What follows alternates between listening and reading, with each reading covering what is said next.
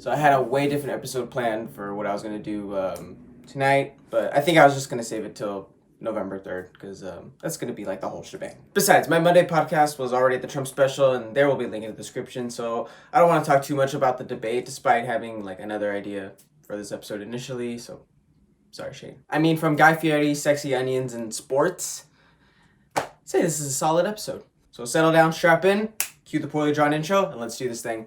Hello and welcome to another episode of Drew's News Live, the only show I know of bringing you dining, robotics, entertainment, world, and sports news all within 6 or 7, I don't know, minutes.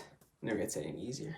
Also, just get this out of the way real quick. Okay, job's not finished. And the Dodgers are moving on to the NLCS championship after sweeping the Padres, so they're going to be playing against the Atlanta Braves. In dining news, that's right, Guy Fieri's back in the headlines. The restaurateur, Triple D, host, flame shirt expert, and my personal dub, the father in the holy trinity of cooking icons, next to Gordon Ramsay and Bobby Flay, of course, is opening 2 new restaurants. Reported by Delish and the Philadelphia Inquirer, is there any other way to start the story? Guy is bringing Flavortown to Philadelphia in the form of 2 locations, serving up burgers and tacos. That was kind of a tongue twister. It took me like a good 5 takes to say that. The locations are referred to him as joints, which will be located inside the Philadelphia Live Casino and Hotel. Damn, I can't wait till this pandemic is over and get me some Guy Fieri burgers and tacos.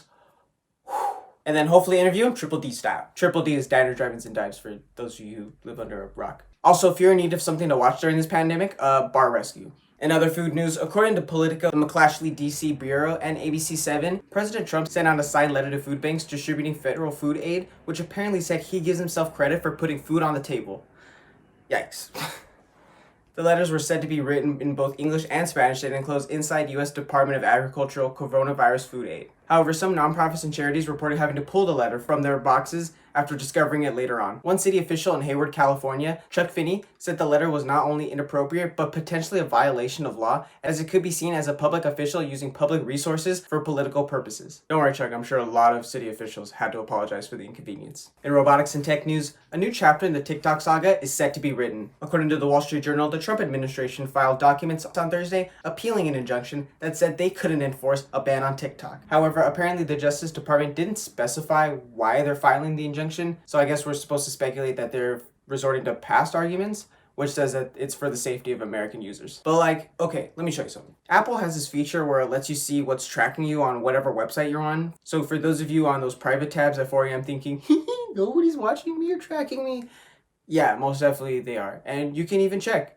even on sites like Google, to nasty stuff. In sexy onion news, Andrew, this is robotics and tech news. Dining was the last segment. Wait, are you not going to bring up that you just heard sexy onion news as my beginning lines? Whatever. According to BBC News, some onions apparently caught the eye of some AI, which deemed a photo being inappropriate for, quote, products with overtly sexualized positions. The onions in photo from Walla Walla Onion were, yes, thick with 2 C's, but they weren't causing any harm to anybody, I think. The whole thing was taken with good fun, and the company is all smiles in the end, so worked out for everybody. In entertainment news, got that VP debate. Alright, granted it wasn't as much of a brick wall as it was between those 2 weird uncles, but still, there was that fly that flew on VP Mike Pence's head, which no doubt stayed there for a long enough time to lay eggs. I mean, for him to like, flick it off or something. Kamala Harris showed some weird facial expressions, which I don't want to show unless I get like striked or something, so. She also told the man, "I'm speaking," which I'm sure Joe Biden wished he could have told Trump. If you're here for serious debate topics, no, it's not gonna happen. Hey, in all fairness, I think at the end of the day, yes, we should let each other talk and all that,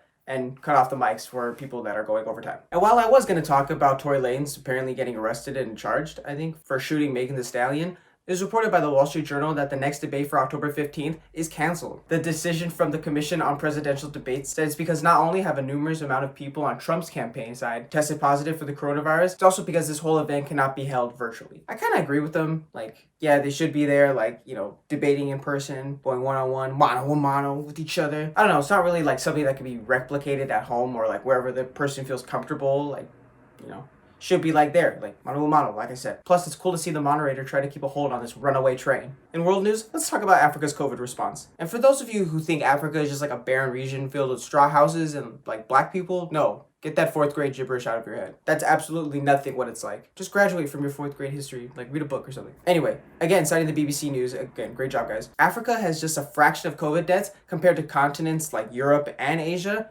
and all of the US. In fact, Africa has just 37,000 deaths contributed to COVID. Meanwhile, the US has that magical 200,000 number. Granted, their case fatality ratio is said to be lower than the global average, according to a recent study, meaning less people were dying because the virus was less likely fatal. According to the BBC News, Africa was able to act on 5 variables. Quick action, meaning since when the first case was discovered back in Egypt in February, they were on alert. Which brings me to number 2, public support, meaning a majority of people were alright with the measures in place to slow the spread of the virus, mask wearing, social distancing, etc. like that. Number 3, the young population. Now, I just learned this reading this, but apparently Africa's median age group is 19 years old, meaning the people who are getting infected were likely in the younger population. Number 4, the climate. Yes, it's true that the virus does have a slower spread rate in hotter temperatures. In South Africa, cases saw an uptick in the winter, meanwhile a downtrend in summer. And finally, good community health systems. I'll let you guys read this one on your own. There will be a link in the description below, but Africa has amazing response time to whatever health crisis there is. So you escaped this time, San Diego Ice Patrol, who arrested 24 in an operation targeting immigration sanctuary laws, according to the SD Union Tribune. Got that right. Wrapping up with sports, I had to read the headline a few times, but Greg Marshall, the Wichita State basketball head coach, he himself told The Athletic on Thursday that the university was conducting an internal investigation on him. During the 2015-16 season, apparently numerous amounts of abuses by the coach have apparently resurfaced. One against former player Shaquille Morris, who claims Marshall punched him during a practice game, another where he's said to have grabbed then assistant coach Kyle Lindstedt by the neck, and a third being Marshall trying to punch someone who parked in his parking spot. That someone being another student athlete at the school. Gosh. So many more allegations. The coach said he just wants the investigation to be wrapped up with so he can focus on his team. ESPN and The Athletic did reach out to current and former players to confirm the stories. In quick sports line news, Rafael dos Anjos has pulled out of UFC 254 after testing positive for coronavirus, though the event is still scheduled for October 24th. And Ben Olsen has been fired as DC United's head coach. However, it's still said that he will remain with the team in some kind of different role. Both those stories according to ESPN. Oh, game 5, baby. Let's go. As always, thank you so much for making it to the end of the video. Drop a like if you liked it so much. Dislike it if you hate me and you want to see me just focus on my day job for the rest of my life. Please. No. If you like how I look but hate my voice. Wait, that's alright. You guys know what I mean. SoundCloud, it's going to be somewhere in here. You can always go to the link description. Weekly podcast every Monday. Different than this. This is Wednesdays and Fridays. But that's every Mondays. Twitter will also be in the description below. That's pretty much all I got. That's everything I got. Cool, I got some carne asada plates calling me downstairs, so see y'all next time.